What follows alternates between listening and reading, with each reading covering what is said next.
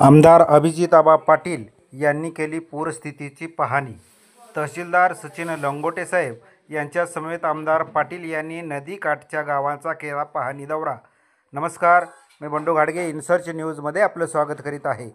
पिराची कुरोली, वाडी कुरोली, सेळवे, खेड भाळवणी, कवटाळी, फळे, खेड बोसे, देवडे, पटवर्धन कुरोली, आवे, पेहे, सांगवी, बादलकोट, उंबरे, करोळे, कानापुरी या भागामध्ये माढा विधानसभा मतदारसंघाचे आमदार अभिजितआबा पाटील यांनी पूर परिस्थितीची पाहणी केली।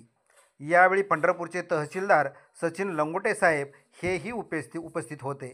प्रत्येक गावातील नुकसानीचे पंचनामे तत्काळ करण्यात यावे अशा सूचना आमदार अभिजितआबा पाटील यांनी दिल्या।